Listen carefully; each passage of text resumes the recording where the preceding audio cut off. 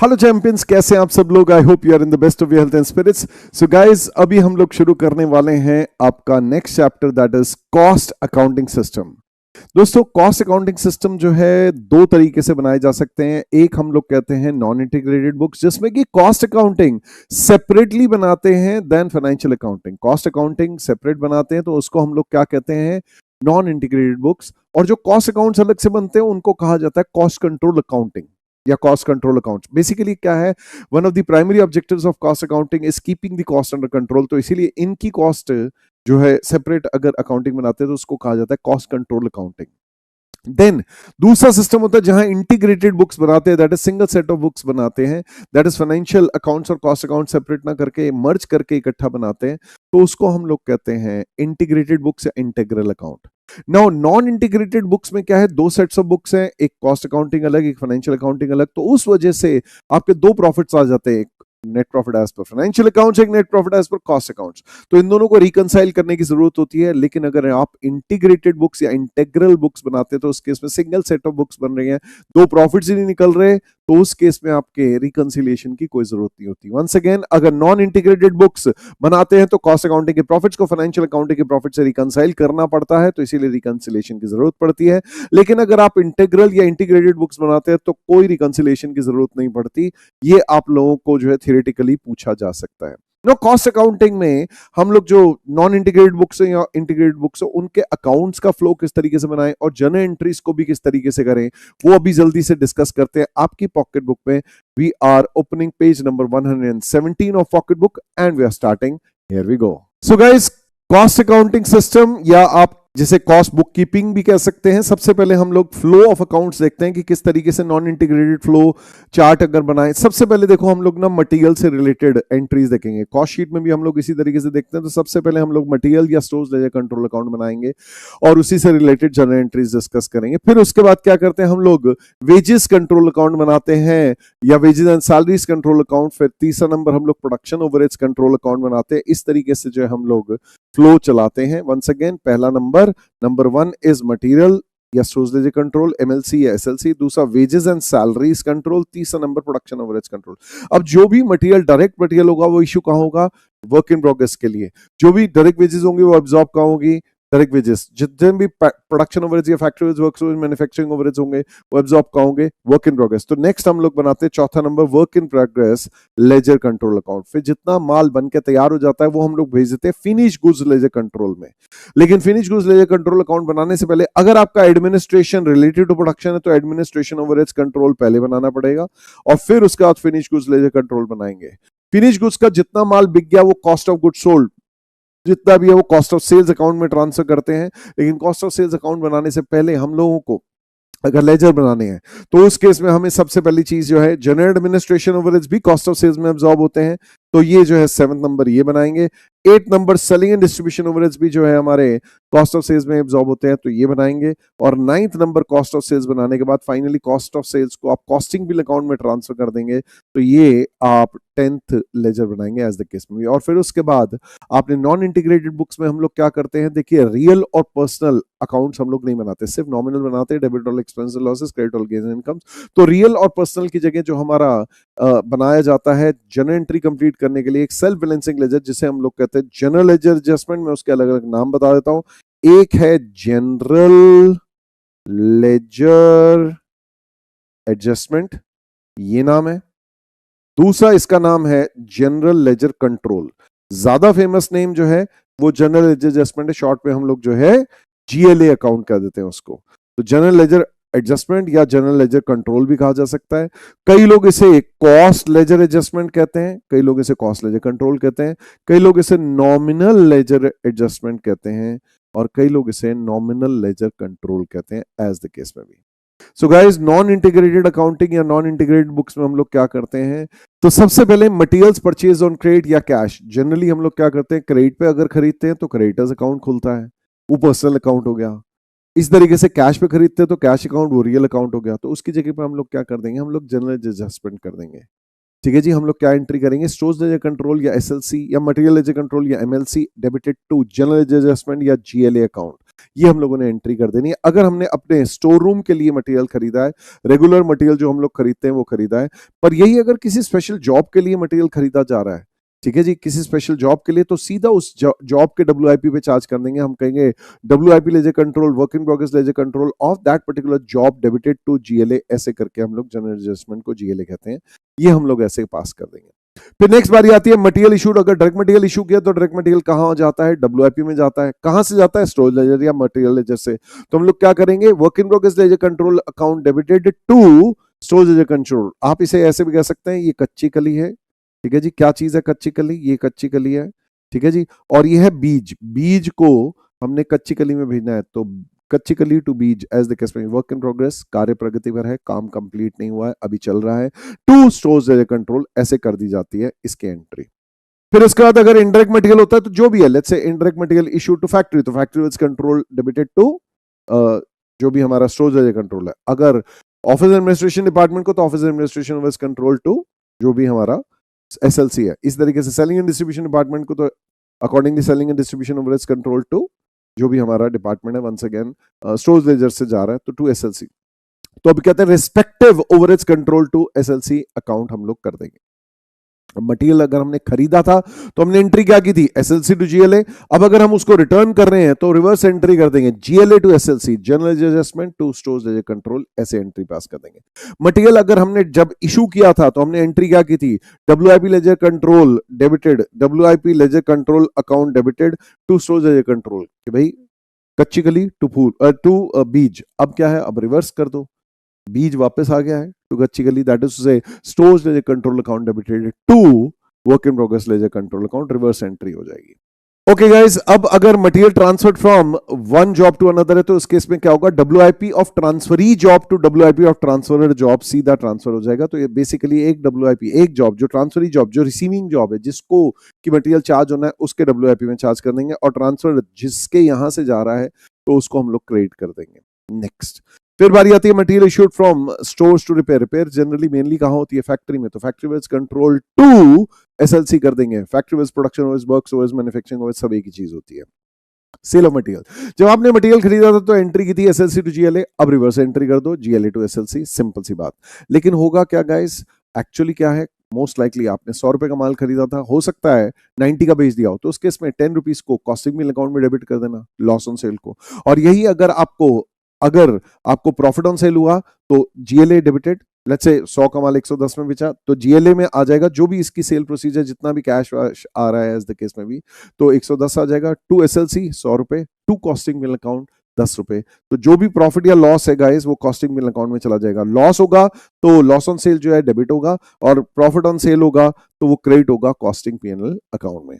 फिर बारी आती है normal loss of material kept in store room. अगर नॉर्मल लॉस हो रहा है guys material kept in store room का, तो सिंपल सी बात है, उसका जो सबसे फेवरेट ट्रीटमेंट होता है वो तो होता है हम लोग फैक्ट्री ओवरहेड्स में चार्ज कर देते हैं, factory overheads control account debited to SLC। But कई लोग कहते हैं WIP में चार्ज कर दो। अगर एक ही प्रोडक्ट प्रोड्यूस कर रहे हो तो उस केस में WIP में कर सकते हो, अदरवाइज एन दैट मेरी तरफ से तो एडवाइस ये है फैक्ट्री ओवरहेड्स कंट्रोल टू जो है आपने SLC करना है। WIP अगर एक ही प्रोडक्ट बना रहे हो, एक ही जॉब्स नहीं अंडरटेक करते, जॉब कॉस्टिंग नहीं है, तो ये चल जाएगा, अदरवाइज देन दैट जनरली हम लोग इसीलिए डिफॉल्ट पैरामीटर में factory overheads control to SLC करते हैं।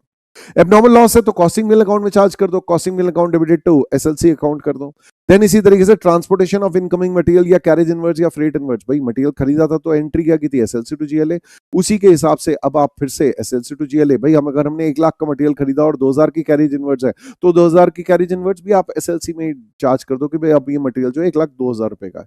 बट कई लोग क्या कहते हैं यार हमारा अपना जो है बंदा जा रहा है जो कि वहां से सामान लेके आ रहा है हमारे व्हीकल में, ठीक है, ट्रांसपोर्टेशन ऑफ इनकमिंग मटेरियल, तो इस बंदे की तनख्वाह और यहाँ से आने जाने का फ्यूल का खर्चा, डेप्रिशिएशन, ये जो है ये हम लोग फैक्ट्री ओवरहेड्स की तरह चार्ज करते हैं। डिफॉल्ट पैरामीटर पे अगर हमने आउटसोर्स कर रखा है, अगर हमने इनकमिंग मटेरियल जो है बाहर से मंगा रहे हैं तो उस केस में हम लोग जिसको भी पे कर रहे हैं हम SLC टू GLA कर देंगे। लेकिन अगर हमारा अपना कुछ काम हो रहा है तो फैक्ट्री ओवरहेड्स कंट्रोल, हमारा अपना बंदा जा रहा है, हमारे अपने व्हीकल पे ला रहे हैं, तो उस केस में works overheads control to GLA कर देते हैं। और अदरवाइज अगर कन्वीनियंटली आइडेंटिफाई नहीं हो पाता है तो भी works overheads control to GLA कर देते हैं। देन फिर बारी आती है लेबर कॉस्ट।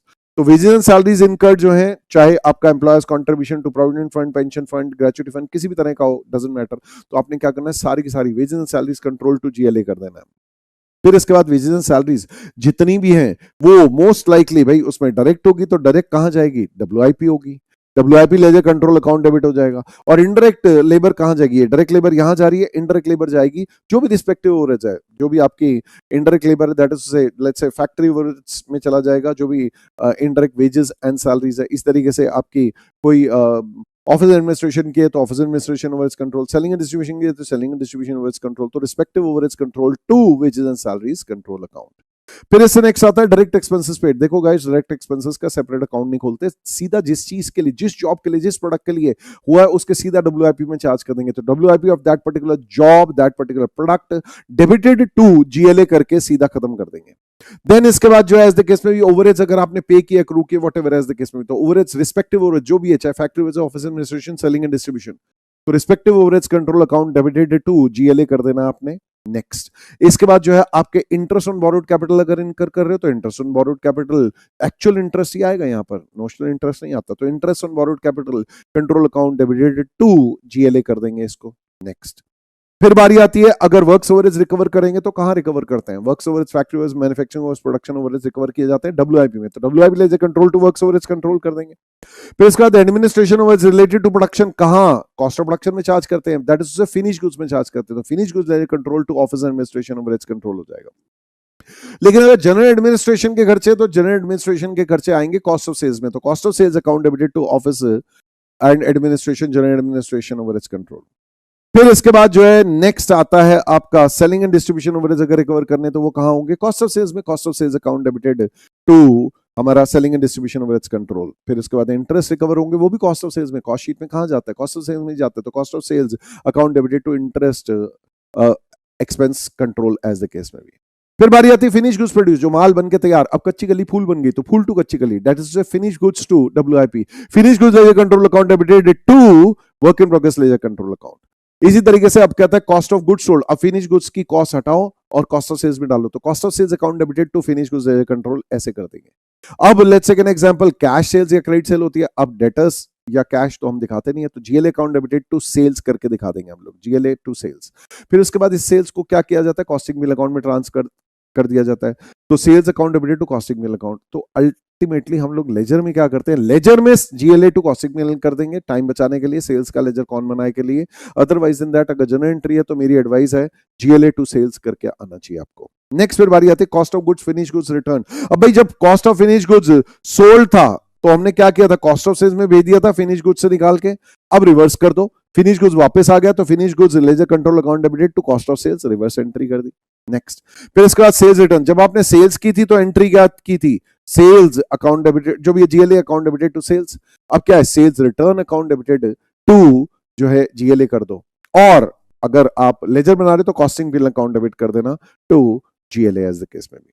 फिर बारी आती है for transferring cost of sales to costing bill account. अब कॉस्टिंग बिल अकाउंट में अगर ट्रांसफर करना है तो costing bill account debited to cost of sales, ये आप दिखाएंगे। उसके बाद जो आपका कोई ना कोई बैलेंसिंग फिगर बचेगा, या तो प्रॉफिट बचेगा या लॉस बचेगा, लेकिन उससे पहले हो सकता है अंडर ओवर एब्जॉर्ब्ड ओवरहेड्स भी हो, उनको अगर राइट ऑफ कर रहे हो, under absorbed overheads write off कर रहे हो तो costing bill account debited to जो भी आपके overheads control, respective overheads control account. फिर इसके बाद अगर ओवरहेड्स रिटर्न ऑफ है, ओवर एब्जॉर्ब्ड, तो उस केस में respective overheads control account debited to costing bill account, ऐसे करके दिखा देंगे। फिर अगर प्रॉफिट बच रहा है बैलेंसिंग फिगर तो costing bill account debited to, भैया जितना भी प्रॉफिट होता है वो कहां भेज दिया जाता है, वहां का कहां भेज दिया जाता है, जीएलए में, टू जीएलए अकाउंट कर देंगे आप। और ये लॉस हुआ तो GLA account debited to costing bill account कर देंगे। और इसी के साथ हमारी नॉन इंटीग्रेटेड बुक्स खत्म। I hope you are finding this chapter easy and interesting. अब बढ़ते हैं आगे इंटीग्रेटेड बुक्स की तरफ। गाइस इंटीग्रेटेड अकाउंटिंग इधर जो है सिंगल सेट ऑफ बुक्स बना रहे हैं। अब हम यहाँ जो है जो सेल्फ बैलेंसिंग लेजर है, जीएलए, वो नहीं बनाएंगे, general adjustment, cost ledger control, ये नहीं बनाएंगे हम लोग। उसकी जगह पर रियल और पर्सनल दिखाएंगे, साथ में जो purely financial expenses, purely financial incomes है वो भी दिखाएंगे। ओवरहेड्स नॉर्मली एब्जॉर्ब करोगे वो ठीक है, अंडर ओवर एब्जॉर्ब्ड ओवरहेड जो है वो आपने कैरी फॉरवर्ड नहीं करते हैं, राइट ऑफ ही करने हैं। बस कॉस्टिंग बिल अकाउंट की जगह आपने पीएल अकाउंट बनाना है। Once again let me tell you, जो जीएलए है या सेल्फ बैलेंसिंग लेजर है वो ना होके अब आपको रियल और पर्सनल अकाउंट्स बनाने हैं, नंबर 1। नंबर 2, आपको purely financial expenses, incomes, appropriations दिखा दो यहां पर, तो ये सारे के सारे दिखा दो एज द केस में भी। और अब आपने कॉस्टिंग पीएनएल अकाउंट नहीं बनाना है, अब आपने कौन सा बनाना है, प्रॉफिट एंड लॉस अकाउंट बनाना है। तो आपने फाइनली बनाना है जो account that is PNL account, not costing PNL account. तो अब वंस अगेन अब इंटीग्रेटेड बुक्स के पर्सपेक्टिव से बात करते हैं। मटेरियल्स परचेज फॉर कैश और क्रेडिट, अगर क्रेडिट पे होगा तो एसएलसी डेबिटेड टू क्रेडिटर्स, और कैश होगा तो SLC debited to cash account कर देंगे। फिर बारी आती है अगर स्पेशल जॉब के लिए खरीदा तो WIP of that special job account debited to cash या क्रेडिटर्स एज द केस में भी अगेन। फिर मटेरियल्स इशू किए, अगर डायरेक्ट मटेरियल इशू किए तो उस केस में WIP ledger control to storage ledger control, ये तो जो नॉर्मल एंट्रीज है वही हो रही है। Indirect material respective overheads control account debited to storage ledger control. Then materials return to supplier, भैया खरीदा था तो एंट्री क्या की थी, जो भी है एसएलसी टू कैश या क्रेडिटर्स। अब कैश ना मान के क्रेडिटर्स टू एसएलसी कर दो, बाकी आपको अगर कैश परचेज ही की थी तो कैश वापस मिल जाएगा। अदरवाइज मैं क्या कहता हूं, creditors account debited to SLC, generally उधार पे माल होता है वो वापस हो जाता है, कैश वाला थोड़ा डिफिकल्ट होता है एज द केस में, बट ऐसा नहीं है कि नहीं हो सकता, तो कैश भी आएगा तो कैश देख लेंगे। फिर मटेरियल जो है रिटर्न्ड फ्रॉम शॉप फ्लोर, जब हमने इशू किया था तो एंट्री क्या थी की थी डब्ल्यूआईपी टू एसएलसी, अब रिवर्स कर दो SLC to WIP, storage ledger control account debited to work in progress ledger control. Material transferred from one job to another, once again WIP of transferee job debited to WIP of transferer job, ऐसे करके transfer कर देंगे। फिर बारी आती है guys cell of material, अब material खरीदा था तो एंट्री क्या की थी, एसएलसी टू कैश या क्रेडिटर्स। अब क्या करो, कैश अकाउंट डेबिटेड या डेटर्स, वैसे मोस्टली कैश में ही बेचते हैं, टू एसएलसी ऐसा करके दिखा देंगे। लेकिन अगर कहीं लेकिन अगर कोई प्रॉफिट हुआ है तो टू पीएनएल, लॉस हुआ है तो पीएनएल अकाउंट डेबिट कर देंगे एज द केस में। तो loss on sale PNL account में डेबिट हो जाएगा, और प्रॉफिट ऑन सेल है तो टू पीएनएल क्रेडिट कर दिया जाएगा। Normal loss kept in the store room, अगर स्टोर रूम में नॉर्मल लॉस हो रहा है तो आपने क्या करना है, factory overheads control account debited to SLC करना है। ये फेवरेट है, बाकी डब्ल्यूआईपी भी लोग कर देते हैं। मेरी एडवाइस तो यही है कि भैया एक ही प्रोडक्ट है, ठीक है जी, जॉब कॉस्टिंग नहीं करते हो तो उस केस में चलेगा, नहीं तो अदरवाइज अगर आपके मल्टीपल प्रोडक्ट्स हैं और जॉब्स अंडरटेक करते हो तो उस केस में हम लोगों को फैक्ट्री ओवरहेड्स कंट्रोल से फिर एब्जॉर्ब करेंगे हर एक जॉब में या हर एक प्रोडक्ट में एज द केस में भी टू एसएलसी। फिर उसके बाद जो है abnormal loss of material kept in store room, अब सीधा पीएनएल अकाउंट में भेज दो to SLC, PNL account debited to SLC. Transportation of incoming material carriage inward जो है, फ्रेट इनवर्ड जो है, ट्रांसपोर्टेशन इनवर्ड्स, इसकी फेवरेट एंट्री क्या है भैया हम लोगों ने, तो एसएलसी में बढ़ा देना, तो एसएलसी टू कैश। दूसरा अगर कहीं वो बोलेगा नहीं जी हमारा अपना व्हीकल जा रहा है तो उस केस में production overheads factory overheads control account debited या works overheads control to cash. भैया मैं मान के चल रहा हूँ गरीबों के कैश दे दिया करो यार, बाकी आउटस्टैंडिंग एक्सपेंस हो तो आउटस्टैंडिंग एक्सपेंस कर देना। लेबर, अगर आपकी total wages and salaries including any employers contribution to any fund है तो आपने सिंपल सी बात है, आपने क्या करना है, आपने एंट्री करनी है wages and salaries control account debited to cash या accrued wages, whatever as the case में भी, अक्रूड वेजेस एंड सैलरीज। फिर उसके बाद एलोकेशन ऑफ डायरेक्ट लेबर होगी तो डब्ल्यूआईपी में चली जाएगी, WIP ledger control account debited, ये डायरेक्ट लेबर आ जाएगी। इनडायरेक्ट लेबर कहां जाएगी, respective overheads control account to wages and salaries control account, इस तरीके से दिखा देंगे। फिर इसके बाद गाइस नेक्स्ट आता है direct expenses, simple direct expenses अगर आपके इनकर्ड हैं, अगर आप पे कर रहे हो तो टू कैश कर देंगे। क्या करेंगे, डब्ल्यूआईपी लेजर कंट्रोल, जिस भी पर्टिकुलर प्रोडक्ट किस जॉब के लिए तो उसके डब्ल्यूआईपी को डेबिटेड टू कैश, अगर कैश है तो, अगर एक्सपेंसेस है तो अक्रूड एक्सपेंसेस करके दिखा देंगे। अगर ओवरहेड्स पेड या अक्रूड तो respective overheads account debited to cash या जैसा भी अक्रूड एक्सपेंसेस करके दिखा देंगे। फिर interest on borrowed capital incurred, again interest on borrowed capital control account debited to cash या अक्रूड एक्सपेंसेस जैसा भी करके दिखा देंगे। वर्क्स ओवरहेड्स रिकवर्ड तो फिर ये डब्ल्यूआईपी में चार्ज कर देते हैं, डब्ल्यूआईपी अब जैसा भी है work in progress ledger control account debited to जो भी वर्क्स ओवरहेड्स कंट्रोल ऐसे करके दिखा देंगे। फिर इसके बाद administration was related to production, कहां चार्ज होता है, कॉस्ट ऑफ प्रोडक्शन में या फिनिश गुड्स में, तो finish goods ledger control account debited to हम लोगों ने ऑफिस एडमिनिस्ट्रेशन ओवरहेड्स कंट्रोल कर देना है। यही अगर एडमिनिस्ट्रेशन जनरल ओवरहेड्स है तो उसको हमने कहां करना है, कॉस्ट ऑफ सेल्स में, तो cost of sales to office administration overheads control कर देंगे। फिर इसके बाद सेलिंग एंड डिस्ट्रीब्यूशन भी कॉस्ट ऑफ सेल्स में ही एब्जॉर्ब होंगे, cost of sales account debited to selling and distribution overheads control कर देंगे। इंटरेस्ट, अगर आपके एक्सपेंस रिकवर करने हैं तो इंटरेस्ट को किस तरीके से रिकवर किया जाएगा, सिंपल सी बात है, इसको भी कॉस्ट ऑफ सेल्स में, तो cost of sales to interest expense control as the case में। फिर बारी आती है guys next finish goods produce, अगर कच्ची गली फूल बन गई तो finish goods ledger control account debited to work in progress ledger control, इस तरीके से दिखा देंगे। फिर administration overheads allocated to sales, ये अभी हम लोगों ने देखा ही था कि भाई मेरे ख्याल से administration overheads related to sales, ये आ तो गया था कॉस्ट ऑफ सेल्स, ठीक है। अब अगर वो बोल रहा है जनरल नहीं है भाई साहब, जनरल नहीं है, रिलेटेड टू सेल्स है, तो कोई बात नहीं, वो भी कॉस्ट ऑफ सेल्स में ही जाना है, cost of sales account debited to administration overheads control, जाना उसने यहीं पे ही है, कॉस्ट ऑफ सेल्स में। फिर कॉस्ट ऑफ गुड्स सोल्ड, तो भैया फिनिश गुड्स से निकालो, कॉस्ट ऑफ सेल्स में डालो, तो cost of sales account debited to finish goods ledger control, इस तरीके से दिखा देंगे। फिर कैश या क्रेडिट सेल्स, अगर कैश सेल्स है तो cash to sales, credit sales है तो डेटर्स टू सेल्स। बाकी सेल्स को अल्टीमेटली पीएनएल अकाउंट में जैसा भी दिखा देते हैं, ट्रेडिंग पीएनएल अकाउंट, तो यहां पर सीधा पीएनएल अकाउंट भी दिखा सकते हो। लेजर के लिए, जनरल एंट्रीज के लिए कैश या डेटर्स टू सेल्स ही दिखाना है। फिर cost of finish goods return by the customer, देखो जब आपने कॉस्ट ऑफ फिनिश गुड्स जो है सोल्ड बोला था, तो उस केस में cost of sales to finish goods था, अब रिवर्स कर दो, finish goods to cost of sales account. फिर इसके बाद जो है सेल्स रिटर्न है, तो जब आपने सेल्स की थी तो कैश या debtors account debited to sales, अब क्या sales return account debited to cash या डेटर्स एज द केस में भी रिवर्स एंट्री कर दो।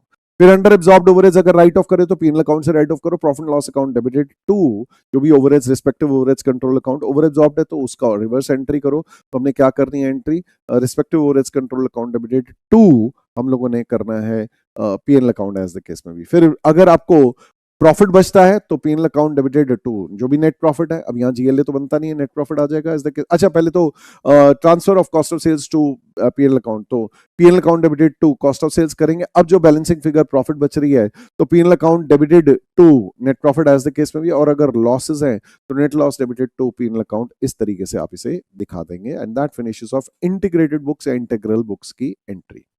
अब ये माइंड यू, ये याद रखिएगा, हम अंडर एब्जॉर्ब्ड ओवरहेड्स इन रिकंसिलिएशन में तभी दिखाते हैं जब उसको कैरी फॉरवर्ड किया जाता है। कहने का मतलब हमारे जो है ओवरहेड्स के चैप्टर में हम लोग तीन ट्रीटमेंट्स देखते हैं। नंबर एक, अगर हम लोग अंडर या ओवर एब्जॉर्प्शन ओवरहेड्स की होती है तो उसको अगर सप्लीमेंट्री रेट निकाल के अपने फिनिश गुड्स डब्ल्यूआईपी और कॉस्ट ऑफ सेल्स को एडजस्ट कर देते हैं तो हमारे कॉस्ट अकाउंट एडजस्ट हो गए, कॉस्ट प्रॉफिट्स एडजस्ट हो गए, रिकंसिलिएशन में नहीं आएगा।